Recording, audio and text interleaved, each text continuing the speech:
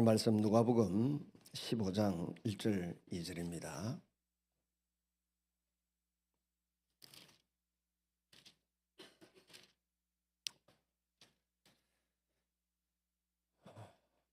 누가복음 15장 1절 2절 말씀 같이 읽겠습니다. 시작. 모든 세리와 죄인들이 말씀을 들으러 가까이 나오니 바리새인과 서기관들이 수군거려 이르되 이 사람이 죄인을 영접하고 음식을 같이 먹는다 하더라. 아멘.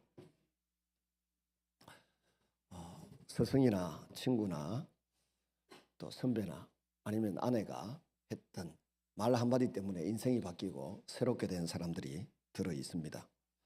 내 삶을 바꾼 칭찬 한마디란 책이 있었는데 거기에 보면 박지성 선수를 박지성 되게 했고 최불암 씨를 최불암 되게 했고 또 여러 초등학교 다니는 소녀를 자꾸 칭찬해서 어마어마한 돈을 벌어들이는 만화가로 키워낸 부모님 이야기가 있고 그러더군요. 근데 별거 아닌 말 같은데 자네는 투지 하나는 뛰어나는구만. 그 말 듣고 투지를 불태웠던 그 박진성 선수가 국위를 선양하게 되었습니다. 최불암 씨는 총에 맞아 다 죽어가던 몸을 이끌고 이제 나도 생명을 스스로 끊어야 되겠다라고 결심하고 있던 즈음에 저 교회당 아래쪽에서 들려오는 종소리를 듣고 그 교회를 찾아갔습니다. 그리고는 목사님에게 자기 형편을 설명했습니다.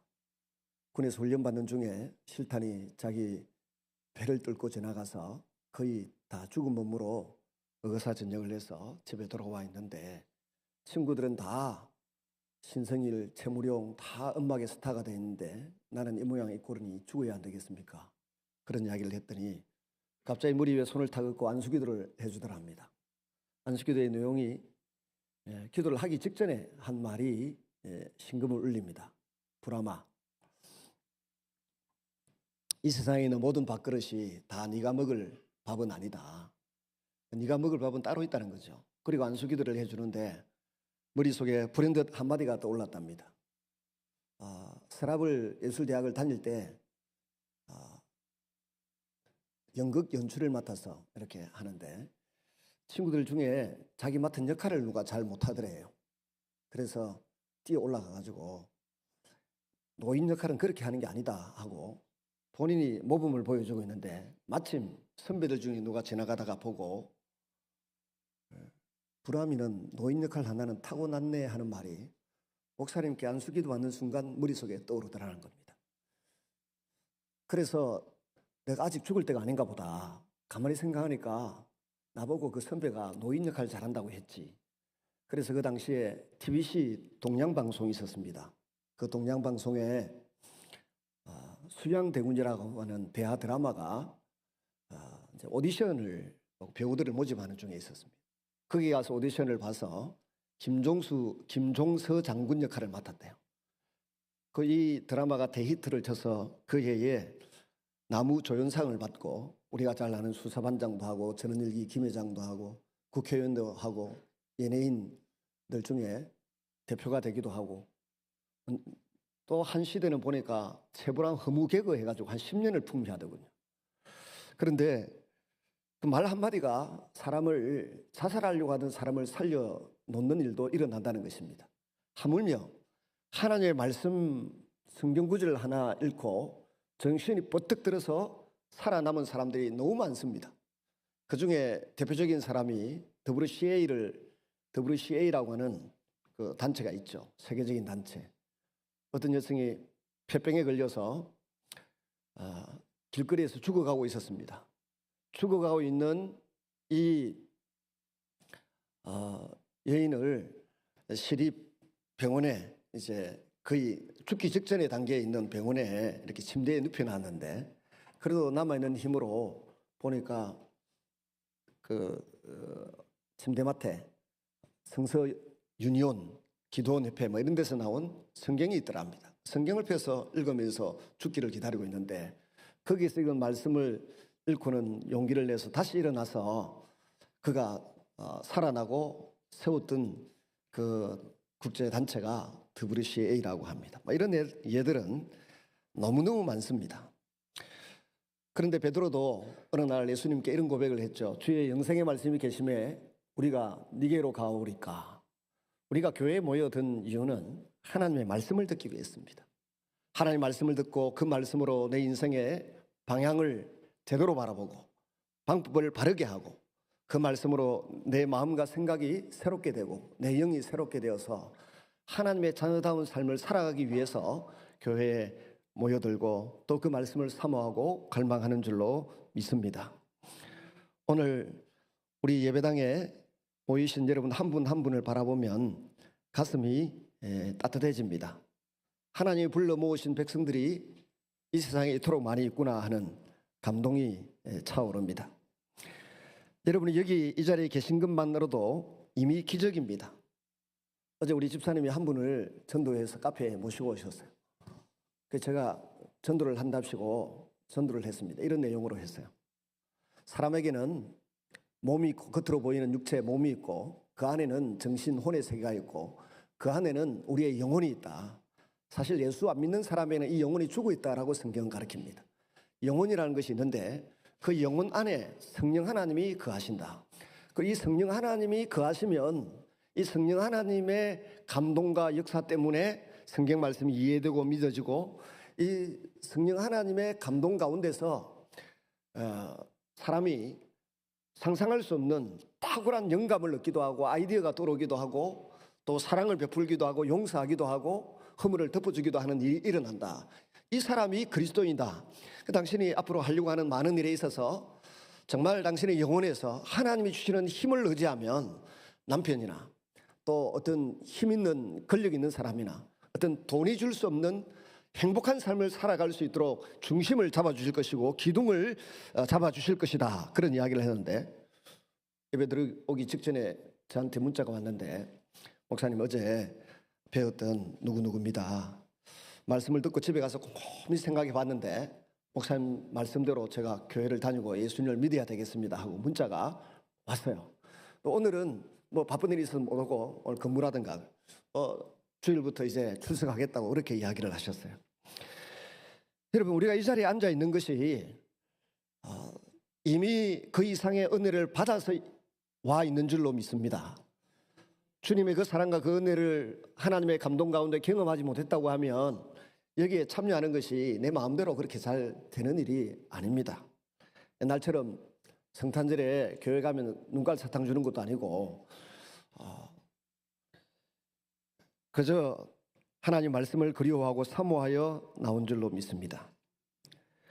오늘 본문을 이렇게 가만히 보시면 모든 세리와 죄인들이 말씀을 들으러 가까이 나오니 예수님이 만나주신 사람들이 왕의 신하도 있었습니다. 예수님이 만나주신 사람들이 왕의 신하뿐만 있는 것이 아니라 백부장도 있었고 또 국회의원도 있었습니다. 니고데모 같으면 오늘날 우리의 국회의원 비슷한 사람인데 그건 율법사도 있었습니다. 그런데 오늘 본문에 등장하는 사람은 가만히 보니까 다 세리고 죄인들이고 그렇습니다. 세상에서 모든 사람들이 공식적으로 죄인이라고 판정을 내려가지고는 상대를 하기 싫어하고 친구 안 하려고 그러고 피해 다니는 사람들입니다. 세리들도 호구주책을 찾다가 보니 이제 로마 제국에다가 돈을 갖다 바쳐야 되는 이 세금을 거두어서 갖다 바치면서 거기에 좀 커미션을 떼든지 어떻게 해서 먹고 사는 그런 공적인 죄인의 신분 사람입니다. 또 죄인들은 자기 몸을 팔아서 생명을 연장하고 있는 그런 율량녀 같은 사람들을 가리키는 것 같습니다. 그런데 이런 사람들이 예수님께 말씀 듣겠다고 찾아왔습니다. 예수님께는 보통 사람이 전해주는 이야기와는 다른 특별한 말씀이 있기 때문에 그 말씀을 들으려고 찾아온 것입니다. 이 말씀 한마디가 우리를 살리고 우리를 하나님의 자녀로 만들고 우리로 천국까지 인도하게 될 줄로 믿습니다. 그런데 이런 예수님과 세리 죄인들이 대화를 나누고 있을 때 그걸 보고 못마땅하게 생각하는 사람들이 등장합니다. 바리새인, 서기관들. 제가 전에 말씀드렸죠. 바리새인들은 그야말로 이스라엘을 위한 독립투사들의 후예이고 나름대로는 율법대로 한번 살아보겠다고 몸부림치는 스스로 자칭 의인들입니다. 서기관들도 그에 못지않게 그 일에 아예 절대적으로 종사하면서 성경을 필사하는 그런 역할을 맡았다고 하지 않습니까? 근데 이런 공적인 자천해서 의인이라고 생각하는 사람들이 수군거리면서 예수님의 행동에 대하여 브레이크를 겁니다. 아니, 예수님은 어떻게 우리 같은 괜찮은 사람을 놔두고 저 모든 사람이 싫어하고 죄인이라고 그렇게 정죄하는 저 세리와 죄인들하고 친구되고 저들과 밥 먹고 저들과 대화를 나누고 잘못된 거 아닌가 아닌가 이런 생각을 하면서 예수님을 가리켜 이 사람이 죄인을 영접하고 음식을 같이 먹는다라고 비방을 했습니다. 근데 예수님이 이 땅에 오셨는데 오신 목적이 뭐라 그랬습니까? 마가복음 10장 45절에 말씀하시기를 인자가 온 것은 섬김을 받으려 함이 아니고 섬기려고 하고 많은 사람을 위하여 자기 목숨을 대속물로 내어주려 함이니라. 우리를 위하여 목숨 내어주신 예수님을 우리가 인생의 주인으로 모셨습니다. 우리의 왕으로 모셨습니다. 이 예수님께서 이렇게 오셨을 때에 일절의 사람들은 주님을 영접하고 즉 세리들과 죄인들은 주님을 영접하고 주님의 말씀을 마음에 새기고 그 말씀으로 소망을 바꾸고 삶의 방식을 바꾸면서 성도가 되고 그리스도인이 되어가는 것입니다. 근데 바리새인이나 서기관들은 대다수가 그런 예수님을 영접하거나 받아들이지 않고 자기 나름대로의 고집과 소신과 자기 나름대로의 믿음이 자신을 살리고 자신을 행복하게 할 것이라고 믿고 그 길을 달려가고 있는 것입니다. 헤롯 임금 같은 사람은 아기 예수님이 탄생했다는 이야기를 전해 듣고 찾아온 동방 박사들을 비롯해서 수많은 사람들의 정보와 이야기를 전해 듣고는 탄생하셨다고 하는 유대인의 왕, 이스라엘의 왕이신 온 인류의 구세주이신 예수님을 죽이려고 마음먹었던 사람입니다. 이유가 뭡니까?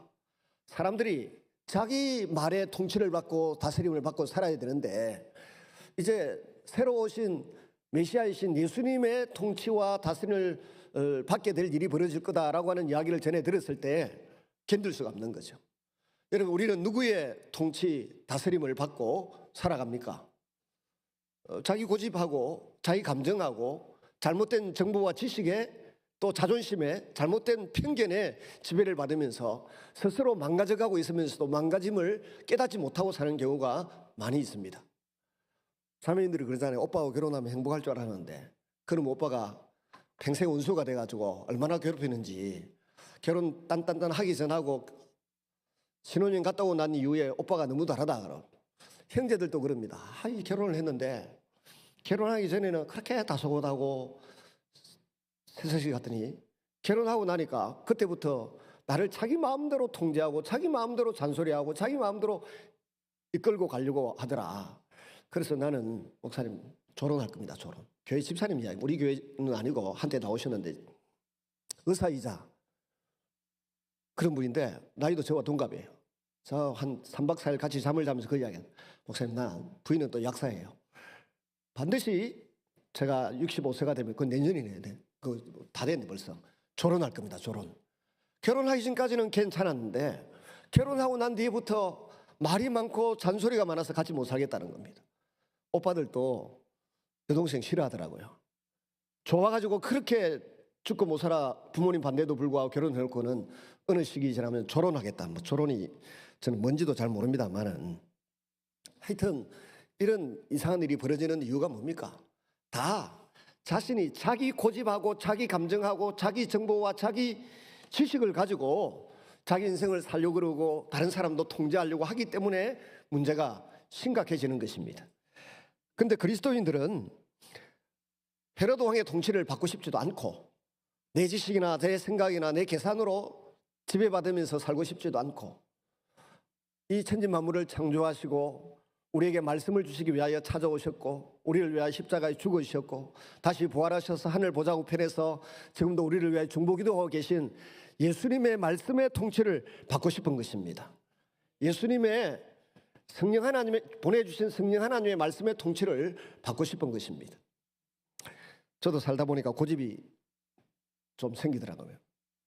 저도 고집을 한번 피우면 아무도 꺾을 사람이 없는 사람인데 몇 가지 부분에서는 고집을 꺾습니다. 아내가 심각하게 이야기하면 좀 듣고, 저보다 연장자가 좀 심각하게 이야기하면 좀 듣고, 세 번째는 아주 예의 바르게 이야기하면 듣습니다. 근데 그 무엇보다 중요한 것은 성경 말씀입니다. 성경에 갈라디아서 2장 20절에 사도 바울이 이런 고백을 했지 않습니까? 내가 그리스도와 함께 십자가에 못 박혔나니 그런 적이 이제는 내가 산 것이 아니요 내 안에 그리스도께서 사신 것이라. 이제 내가 육체 가운데 사는 것은 나를 사랑하사 나를 위하여 자기 몸을 버리신 하나님의 아들을 믿는 믿음 안에서 사는 것이라. 거기 보면 현재 완료형이에요. 영어로 보면 I have been crucified with Christ. 예수님과 함께 어느 시점에 죽어가지고 지금까지 죽어 있다는 겁니다. 이 말씀이 생각날 때마다 너는 죽었다고 하면서 뭐 그렇게 고집을 피우냐. 너는 죽었다고 하면서 네 생각이 최고라고 자꾸 죽은 놈이 뭔 생각이 있어. 시키는 대로 할 것이지. 이런 자기 반성 내지는 내 마음의 양심에서 그런 소리가 들려옵니다. 그러면 그 이상 그리스도인인 저는 또 목사인 저는 할 말이 없습니다. 죽은 시체와 같은 존재가 되었고 이제 내 안에 살아있는 것은 예수님이라고 하면 예수님이 분명히 말씀하시고 분명히 지시하신 말씀이라고 하면 순종해야지, 순종하지 않고 살아있으면 그리스도인이 아닌 것입니다. 그래서 고린도후서 3장 5절인가에도 15절인가에도 보면 이런 말씀이 있어요. 네가 그리스도 안에 있는가 너희 자신을 한번 시험해봐라 그랬습니다. 너희 안에 그리스도가 있는가를 한번 시험해봐라. 우리 안에 예수님이 계시면 우리가 예수님의 말씀에 귀를 기울이고 귀를 고추 세워서 순종하게 되어 있습니다. 근데 내 인생의 중요한 것을 결정짓는 것은 예수님의 말씀입니까? 아니면 내 고집이고 내 감정이고 내 선입견입니까? 감정은 우리를 얼마나 많이 속이는지 모릅니다. 수많은 정보들이 가짜가 얼마나 많은지 모릅니다. 우리 주변은 우리나라는 사기꾼 천국 같습니다. 근데 주님의 말씀은 우리는 우리의 영을 살리고 우리의 미래를 열어주는 말씀인 줄로 믿습니다. 그래서 이런 관점을 전제로 해서 오늘 말씀을 한 4가지 정도로 정리해 보고자 합니다. 첫째, 주님은 왜 죄인들과 함께 식사를 하셨습니까? 모든 세리와 죄인들이 말씀을 들으러 가까이 나오니 바리새인과 서기관들이 수군거려 이르되 이 사람이 죄인을 영접하고 음식을 같이 먹는다 하더라. 여러분 상상해 보십시오. 세리 삭개오는 키가 작아서 예수님을 만나기 위해 뽕나무 위에까지 올라갔던 사람입니다. 그는 동족의 돈을 갈취해서 로마에 갖다 바치고 생계를 유지해 갔던 생계형 매국노였습니다. 죄인이라고 하는 여인은 아마도 몸을 팔아서 생계를 유지했던 그런 불쌍한 여인일 것입니다. 이 사람들은 사람들의 손가락질과 침뱉음을 받으며 살았습니다. 그런데 예수님은 그들의 식탁에 동참하십니다. 그들과 함께 먹고 그들의 질문에 대답하고 그들에게 하나님의 소망의 말씀을 전해주십니다. 유대 사회에서 같이 밥을 먹는다고 하는 것은 너를 내 가족으로 받아들인다는 뜻입니다. 바리새인들과 서기관들은 그것을 보면서 시기 질투에 사로잡혔고 혹은 분노하게 되었습니다. 저는 공적인 죄인들, 더러운 사람들과 같이 뭘 먹는다는 게 있을 수 있는 일인가? 아무래도 우리가 사람을 잘못 본 모양이다, 뭐 이런 생각을 하는 것이죠. 그러나 예수님의 눈에는, 사랑 많으신 예수님의 눈에는 그들이 더러운 죄인이 아니라 아프고 외롭고 울고 있는 내 사랑하는 자녀들로 보이셨던 것입니다. 여러분, 우리도 그 주님의 식탁에 앉아있던 사람들입니다. 우리의 죄를 스스로 한번 돌아보실 수 있기를 바랍니다. 하나님을 등지고 했던 모든 은행심사가 다 죄가 아니겠습니까?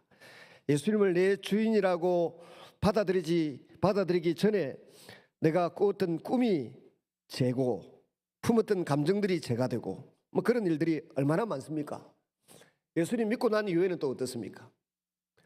조금 바뀌긴 했지만 여전히 연결고리를 다 끊어내지 못한 가운데 죄에 끌려가는 육에 속한 사람들도 있습니다. 성경에 영에 속한 사람, 육에 속한 사람이 있는데 자기 생각, 자기 감정, 자기 계획대로 끌려다니는 사람을 육에 속한 사람이라 그러고 하나님의 말씀과 성령에 끌리는 사람들을 영에 속한 사람들이라고 하죠. 저와 여러분 여기저기 육에 속한 사람의 흔적들이 남아 있습니다. 하나님을 배신한 적 많고 이기적으로 살았고 허물을 듣고 용서하고 사랑해야 될 이웃을 외면한 적이 많았습니다. 그런데 주님께서 그런 우리를 오늘도 주님의 식탁에 초대해 주신 줄로 믿습니다. 성탄절은 바로 그 초대장을 온 누리에 널리 전하고 던지는 그런 시간들입니다. 두 번째는 잃어버린 양을 찾으시는 목자의 모습이 3절에서 7절에 나옵니다. 양 한 마리를 잃어버렸습니다. 99마리는 안전한 울타리 안에 있는데 한 마리가 사라졌습니다. 이 한 마리를 찾기 위해서 목자는 밤새 산을 헤맵니다. 가시덤불을 뚫고 절벽을 뛰어넘고 늑대의 울음소리 속에서도 포기하지 않습니다. 마침내 지친 양을 발견합니다. 벌벌 떨고 울고 있는 그 양을 어깨에 메고 집으로 돌아옵니다. 그리고 이웃을 불러서 말합니다. 나와 함께 기뻐해 주세요. 내가 잃어버린 양을 찾았습니다. 그 양이 바로 저와 여러분입니다. 우리는 방황했습니다. 죄의 늪에 빠져 허우적거렸습니다. 스스로 도저히 돌아올 수가 없었습니다. 그런데 주님께서 우리를 찾아오셨습니다. 그분은 안전한 하늘 보좌를 버리시고 이 험한 세상으로 내려오셨습니다. 가시덤불 같은 우리의 죄를 뚫고 십자가라고 하는 절벽을 뛰어넘으시고 죽음의 늑대를 물리치시고 우리를 어깨에 메셨습니다.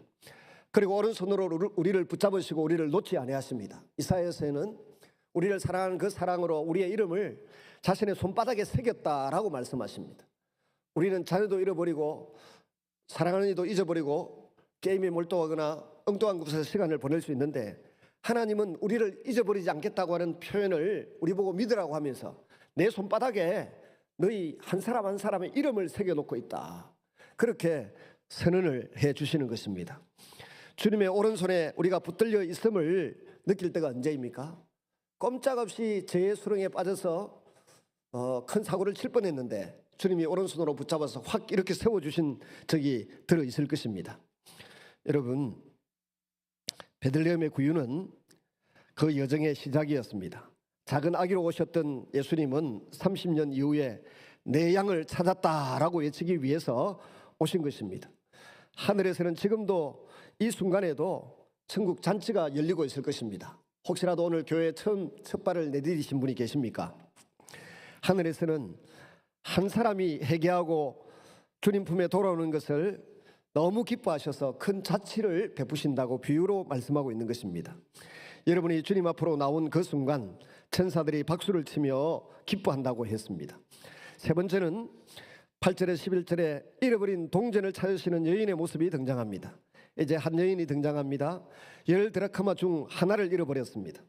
드라크마는 은전으로 된 것인데 노동자가 하루 품삯으로 취하는 것이라고 합니다. 그녀는 등불을 켜고 집을 쓸고 구석구석을 뒤집어 가면서 이 잃어버린 동전 하나를 찾습니다. 마침내 먼지 속에서 반짝이는 그 동전을 발견합니다. 그리고 이웃을 불러서 말합니다. 나와 함께 기뻐해 주세요. 잃어버린 동전을 찾았습니다. 그 동전은 스스로 움직일 수 없습니다. 우리가 바로 그 동전과 같았습니다. 제 가운데 영적으로 죽어서 어떻게 보면 마른 막대기 같아서 스스로 하나님을 찾을 힘도 없고 찾을 능력도 없고 찾는 방법도 몰랐습니다. 그런데 성령님께서 우리 마음의 등불을 비추어 주셨습니다. 어둠 속에서 우리를 찾아내셨습니다. 먼지와 쓰레기 속에서도 포기하지 않으시고 우리를 주워 올리셨습니다. 오늘 이 성탄 예배에 참여하신 성도 여러분, 주님께서 여러분을 찾아내신 흔적이 있지 않습니까? 아플 때 위로하는 음성, 외로울 때 다가오시는 손길, 죄책감 속에서 들려주신 내 딸아 내 아들아 내가 너를 사랑한다는 속삭임, 그 모든 것이 주님의 등불이었습니다. 마지막 네 번째로 잃어버린 아들을 기다리시는 아버지의 마음이 드러나고 있습니다. 이제 가장 가슴을 울리는 이야기입니다. 저는 주보에 매주 칼럼을 쓸 때마다 저 자신을 정체성을 회복하기 위해서 하나님 아버지의 마음을 사모하는 남이루 목사라고 칼럼을 씁니다. 선배에게서 배운 것인데 그 한 주간 동안 내가 하나님 아버지의 마음을 가지지 못하는 적이 있습니다. 때로는 짜증나고 때로는 분노도 일어나고 슬픔도 미움도 찾아올 때가 있습니다. 근데 내가 하나님 아버지의 마음을 사모하고 하나님 아버지의 마음을 품었다라고 하는 그 순간 모든 사람들의 허물과 죄와 잘못된 것들이 용납이 되고 수용이 되고 품어집니다. 저도 새 아이를 키우는데 어릴 때는 소리 지르면 되더라고요. 나중에는 해초리 들면 되더라고요. 시간이 지나니까 소리도 안 통하고 돈도 안 통하고 해초리도 안 통하고 아이들도 제 눈치를 보고 있고 저도 아이들의 눈치를 보고 있고 그래서 할 수 있는 일이 뭔가를 곰곰이 생각하는 중에 한 사람이 떠올랐습니다. 전에 말씀드린 적이 있는데 어떤 분이 아들이 근총에 맞아 죽기도 하고 그런데도 부인이 자기 딸이 선교사 부인이 되었어요. 그 러시아 사람인데 이 선교사는 한국 사람이에요. 한 10일 동안 같이 밥을 먹고 늘 지내는데 보니까 10일 동안 이 아버지는 한마디도 안 하더라. 한마디도 하지 않고 식탁에서 그 자기 부인인 집사님 키르기스탄의 비시케크에 임마누엘 교회라는 큰 교회가 있어요. 우리 한국인 우리 고신 목사님이 가서 세웠던 교회인데 한 400명 되는 백인들만 모이더라. 또 우리 그 고려인들이 조금 있기도 한데 근데 가보니까 부목사님 세 분도 백인이고 러시아 사람들이에요. 그 교회를 김승찬이라고 하는 그 우리 고신척 목사님이 그 교회를 세웠더라고요. 거기에 집사님이세요. 그 딸은 거기에 이제 교인이었고 줄리아 그 남편 되는 장성철 목사님 우리 교회 몇 번 오셨죠. 부인하고 같이. 근데 그분들하고 같이 일주일 동안 9일 동안 밥을 먹는데 이 아버지가 한마디도 안 하더라. 근데 빙긋이 웃으면서 밥만 먹고 있더라. 저는 그분이 떠오르더라고요. 그분은 철저한 공산주의자고 그 당시만 해도 무신론주의자였어요. 최근에 알아보니까 이분이 예수님을 영접하고 새롭게 되었는데 병석에 누워 계신다 하더라고요. 근데 그분이 자꾸 떠오르는 거예요. 참 멋있다. 아버지가 10일 동안 밥을 먹으면서 자녀들이나 부인한테 한마디도 안 하고 진짜 입을 떼서 한마디도 안 하고 저한테 그냥 고개 숙여서 웃고 밥만 드시더라고요. 그게 아버지인가 보다. 그래서 저도 그분을 생각하면서 식탁에 앉아서 우리 아이들 보거나 뭐 하거나 말을 안 하기 시작했습니다. 제가 입을 다물고 있으니까 아이들하고 관계가 회복되기 시작하더라고요. 그래서 아빠들이 잔소리 하지 마시고 싱긋이 웃으면서 밥만 드시고 용돈 달라고 하면 10,000원 달라면 20,000원 주고 10만 원 달라면 15만 원 주고 그러면 관계가 회복될 줄로 믿습니다. 저는 그분의 그 당시만 해도 공산주의였던 그분을 이렇게 보면서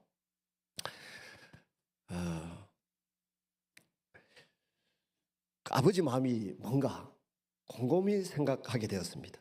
그리고 하나님 아버지의 마음을 우리 성도들에게도 적용시키는 순간 성도들과의 관계 속에서 일어나는 갈등도 저는 넉넉히 감당이 되기 시작하더라고요. 그래서 침묵하게 되었고 잘하는 것만 칭찬하게 되었고 잘못하는 게 제 눈에 얼마나 많이 보이겠습니까? 여러분들도 저를 저울질하지만 저도 여러분들을 저울질하고 쳐다보지 않겠습니까? 노트로 저걸 한 명당 다 한 페이지씩 다 적을 수 있어요. 근데 아버지는 어떻게 하더라? 입 다물더라. 가만히 보고 있다가 잘하는 거 눈에 띄면 칭찬해주고 격려해주고 나머지는 그냥 입 다무는 거예요. 근데 잘 안 돼요. 잘 안 되긴 하지만 이게 목회자로서 하나님 아버지의 마음을 사모하는 저의 첫 번째 과제입니다. 두 번째는 말씀을 말씀대로 잘 가르치는 것이고 세 번째는 위에서 중보기도 하는 거 축복해 주는 것이겠죠. 여러분 어느 날 이 예수님의 비유에 나오는 유명한 탕자 비유에 어떤 분이 영국 캐직 상회라고 하는 상회에서 부흥회를 했는데 유명한 매년 하는 부흥회 장소인 것 같습니다. 또 다른 탕자, 또 다른 탕자는 집 나간 둘째 동생 말고 그 집 안에 있는 형님입니다. 아버지 곁에서 늘 잘하고 말 잘 듣고 순종 잘하는 사람. 그렇게 말하면 또 다른 탕자는 누군가 하면 저와 여러분이라는 겁니다. 탕자는 아직도 교회 밖에서 폼 잡고 교회 안으로 안 들어오는 사람들이 탕자이고 교회 안에 있는 사람이 또 다른 탕자라는 겁니다. 더 직접적으로 말하면 오늘 본문 2절에 등장하는 사람, 서기관과 바리새인들을 너희들이 바로 또 다른 탕자다라고 지칭하는 겁니다. 그래서 이 비유가 끝났을 때 이 서기관과 바리새인들이 이를 갈고 어떻게 하면 예수 죽일 수 있을까를 고민하지 않습니까? 근데 우리는 예수님 죽일 생각은 안 하니까 또 다른 탕자는 아닌 줄로 믿습니다. 작은 아들이 말합니다. 아버지 재산 좀 나눠주세요. 아버지는 죽은 사람이나 마찬가지 아닙니까? 이제 연세도 드셨고 아버지가 마음이 찢어집니다. 어쩔 수 없어서 재산을 둘째 아들 몫을 나누어서 다 주었습니다. 근데 이 아들은 천하에 자기가 제일 똑똑한 줄 알고 잘난 줄 알았는데 먼 나라에 가서 돈을 다 탕진해버리고 돼지 먹이를 먹으면서 굶주리게 됩니다. 그러나 더 비참한 것은 굶주림이 아니라 사랑의 빈자리였습니다. 마침내 깨닫습니다. 아버지 집에는 먹을 음식도 있고 사랑도 있는데, 그러면서 비척비척 집으로 돌아오기 시작합니다. 근데 아버지는 눈이 빠지도록 늘 그 집 나간 둘째가 돌아오기를 기다리고 있었습니다. 근데 거리가 상당히 먼데 아버지가 멀리서 알아보고 그야말로 제대로 옷무새를 갖추지 못한 채 벗은 발로 뛰어나가서 그 아들의 목을 끌어안고 그 아들의 모든 본래의 신분을 다 회복시켜 줍니다. 아버지의 아들로서의 그 위상을 갖출 수 있도록 새 옷을 입히고 씻기고 새 옷을 입히고 가락지를 끼워주고 새 신발을 신겨주고 동네 사람을 불러서 같이 잔치를 하게 됩니다. 이 아버지의 마음이 저와 여러분을 향한 하나님의 사랑이고 마음인 줄로 믿습니다. 우리가 제 가운데 떠나 있을 때에도 주님은 매일 문 밖을 내다보시면서 우리가 돌아오기를 기다리셨다가 달려 나오셨습니다. 오늘도 우리가 이런저런 죄에 얽히고 설켜서 끌려다닐 때에도 주님은 우리가 그 모든 것을 단절을 해버리고 하나님과의 관계를 온전히 회복하기를 원하고 계십니다. 우리가 돌아올 때 주님은 달려 나오셨습니다. 베들레헴에서 아기로 오신 것도 바로 이 포옹을 나누기 위해서입니다. 구유에 누이신 아기 예수는 언젠가 우리를 안아주시기 위해서 먼저 우리에게 안기신 것입니다. 말씀을 맺습니다. 오늘 주님께서 여러분에게 뭐라고 말씀하십니까? 여러분 주님께 뭐라고 말씀을 드리겠습니까? 여러분 양을 생각해 보시고 은전 드라크마를 생각해 보시고 아들을 생각해 보십시오. 집 나간 아들. 이들은 본래는 다 나름대로의 가치가 있었습니다. 양은 양 한 마리로서의 가치가 있죠. 목동에 안으면 귀엽고 사랑스럽고 또 따뜻하고 또 털을 깎아서 옷도 만들고 또 생명이 다하면 다른 사람에게 귀한 양식이 되기도 하고 가치가 있었는데, 이스라엘에서 잃어버린 양떼들은 10중 8구 짐승의 밥이 되기보다 유대 강자의 낭떠러지가 진짜 상상을 초월하는 낭떠러지들이 절벽들이 많이 있는데 떨어져서 다 죽게 되어 있습니다. 이 양이 양으로서의 가치를 전혀 발휘하지 못하게 되는 것이 잃어버린 양입니다. 따뜻한 체온도 양털도 뭐 맛있는 고기도 뭐 아무짝에 쓸모없는, 귀엽지도 이쁘지도 그 다 기능이 사라지는 것입니다. 드라크마, 물물 교환을 해서 가정을 풍요롭게 할 수도 있고 쌓아두고서 쳐다보는 기쁨이 있을 수도 있고 나름대로의 값어치가 있는데 그 값어치가 다 상실되는 것입니다. 그리고 사람은 참 소망 없는 인생을 살아가고 있었는데 아버지 마음에는 그야말로 아픈 상처가 되어서 찢어지는 고통, 한숨, 눈물을 자아내게 하는 그런 아들밖에 못하고 있는 것입니다. 그런데 이들을 하나님께서 다 찾았다. 주인이 다 찾았다. 목자가 찾고 한 여인이 찾고 또 아버지가 다시 품에 안았을 때 모든 것이 회복되는 놀라운 역사가 나타나게 된 것입니다. 저와 여러분은 한때 잃어버렸던 양이었고 잃어버렸던 한 드라크마였고 잃어버렸던 탕자와 같은 사람들이었습니다. 그런 저와 여러분이 주님 품에 안겼는데 주님께서 우리를 사랑하신다고 하여 얼마나 많은 말씀들을 많이 하고 계십니까? 성경에 365번이나 두려워하지 말라, 내가 너와 함께 함이니라. 하루에 한 번씩은 두려워하지 말고 담대하게 하나님의 자녀답게 살아라고 권면하고 있는데, 우리는 그런 하나님의 말씀을 잘 떠올리지 못하고 온갖 잡다한 정보와 지식에 끌려다니면서 스스로가 망가지고 스스로가 쪼그라드는 그런 일들이 발생하게 되는 것입니다. 오늘 큰아들은 말합니다. 나는 아버지 곁에서 일도 잘하고 무릇도 잘하고 오만 일 다 했는데 나를 위해서는 염소 새끼 한 마리도 잡아서 안 해주더니 이 모든 것을 날려버린 아들을 인생과 재산을 다 탕진해온 이 아들을 위해서는 이렇게 송아지를 잡아서 잔치를 하고 그럽니까? 서운했습니다. 상당히 서운했어요. 이런 일들이 많습니다. 근데 아버지가 말합니다. 너는 나와 함께 있으니 내 것이 다 네 것인데 네가 뭔 걱정이 있노? 잃어버렸다가 다시 돌아온 이 아들, 다시 찾은 내 아들을 우리가 함께 기뻐하는 것이 마땅하지 아니하냐? 하늘에서도 하나님께서는 그런 기쁨을 가진다고 말씀하셨습니다. 우리가 즐거워하고 기뻐하는 것이 마땅하니라. 오늘 첫 번째 비유, 두 번째 비유도 보면 하늘에서는 천군 천사가 함께 기뻐하고 즐거워한다 그랬습니다. 비유로 설명해 나가시면서 하실 말씀의 핵심이 뭔가 하면 이 땅이 있고 하나님의 나라, 하늘나라가 있다는 것입니다. 요한계시록에 보면 14장인가에 보면 세상 나라가 있고 하나님 나라가 있고 마귀 나라가 있습니다. 우리가 과거에는 마귀 나라에 속해서 죄와 그 풍습과 우상 숭배에 끌려 꼼짝 못하고 이사 날짜 하나 마음대로 정하지 못하던 사람들 아닙니까? 결혼 날짜 하나 제대로 정하지 못하던 사람들인데 주님의 사랑으로 그 마귀에게서 해방되어서 마귀 나라에서 하나님 나라로 옮겨진 주님의 백성들이 된 줄로 믿습니다. 그리고 우리가 세상 나라에 속했습니다. 국적이 대한민국입니다. 세상 나라 가운데서도 그나마 살만한 나라에 속했습니다. 여러 가지 불협화음이 일어나고 있지만은 그 가운데서도 계속 발전하고 잘 되어가는 나라에 속해 있습니다. 근데 이 나라가 우리 인생의 끝이 아니라는 것입니다. 이 나라 이후에 영원한 하나님 나라가 기다리고 있을 뿐만 아니라 이미 우리는 그 영원한 하나님 나라에 속한 주님의 백성들인 줄로 믿습니다. 영원한 하나님 나라에 이미 속한 주의 백성들로서 주님과 함께 한 사람이 하나님의 교회 울타리 안으로 들어올 때마다 기뻐하고 즐거워하고 따뜻하게 맞아주는 그런 성도님들이 되시기를 주님의 이름으로 축원합니다.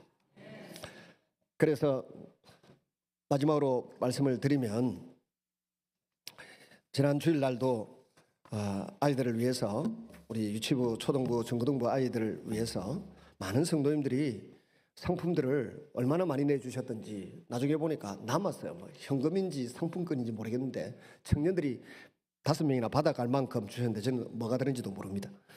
많은 상품들을 이렇게 내주셔서 아이들이 성탄 축하 발표도 하고 그걸 다 제비 뽑아서 하나하나 가져가서 집에 가서 열어봤을 겁니다. 교회에서 열어보면 시험 됩니다. 어떤 건 억수로 비싼 게 있고 어떤 거는 소중하긴 하지만 별로 비싸지 않은 것도 있고 그래서 싸울까 봐 다 집에 가져가서 열어보라 그랬는데 그 일에 예수님의 사랑을 전달하는 일에 동참해 주신 여러분들에게 진심으로 감사를 드립니다. 또 한 가지 말씀을 드리기가 조금 그렇긴 한데 어제 저녁에 오셔가지고 빵이 아니고 카스테라를 받아가신 분들이 있습니다. 오늘은 받아가지 마시기를 바랍니다. 왜냐하면 오늘 오후에도 성탄절에 예수님 사랑을 전하겠다고 전도팀이 전도하러 간대요. 전도팀이 그 카스테라 어제 오신 분만 해도 30몇 분 되는 것 같은데 그 남는 것만큼 전도대가 가져가서 바깥에 추위에 떨고 있는 아이들이나 지나가는 사람들에게 주님의 사랑을 나누어 주는 데 쓰도록 그렇게 배려해 주시면 좋겠습니다.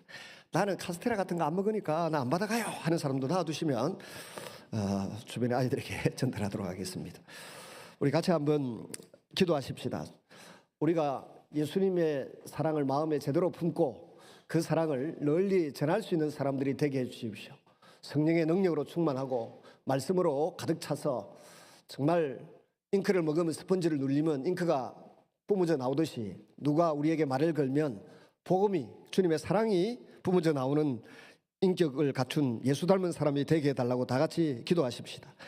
그리고 아직도 전쟁 중에 있는 나라들이 있습니다. 또 미국이 베네수엘라를 공습해서 난리가 났다 그러는데 러시아, 우크라이나 그리고 또 미국과 베네수엘라 또 지구촌의 베트남과 캄보디아 이런 태국과 캄보디아 이 전쟁의 소용돌이 가운데 생명을 잃는 일이 없도록, 또 그곳에 일하고 있는 선교사님들을 위해서 기도하고 우리 전도팀을 위해서도 기도해 주시면 좋겠습니다. 같이 한번 통성으로 기도하겠습니다. 살아계시고 자비로우신 아버지 하나님, 오늘 이 아침에도 성탄 예배로 동참할 수 있는 은혜를 부어주신 것을 진심으로 감사합니다. 아버지 하나님, 자비를 베푸시고 긍휼을 베풀어 주시옵소서. 주여 도와주시옵소서. 하나님 아버지, 긍휼을 베푸시고 은혜를 베풀어 주셔서 주의 말씀을 마음에 품고 주의 말씀을 따라 기도하며 순종하며 살아가는 주의 자녀들이 되게 하시고, 주의 말씀을 따라 헌신하며 살아가는 주의 백성들이 되도록 은혜를 베풀어 주시기를 간절히 소원하고 기도합니다. 아버지 하나님, 우리가 천국 백성이 되었습니다마는 예수님의 성품을 온전히 갖추지 못했습니다. 예수님의 성품을 온전히 갖춘 사람으로 거듭나고 변화되고 새롭게 되는 역사가 일어날 수 있도록 은혜를 베풀어 주시기를 간절히 소원하고 기도합니다. 주여 자비를 베풀어 주시옵소서. 긍휼을 베풀어 잃어버린 사람들을 찾아오신 예수님이 우리를 붙잡으시고 오른손으로 붙들고 놓지 아니하시는 그 사랑과 그 은혜에 진심으로 감사를 드립니다. 예수님 이름으로 기도드리옵나이다. 아멘.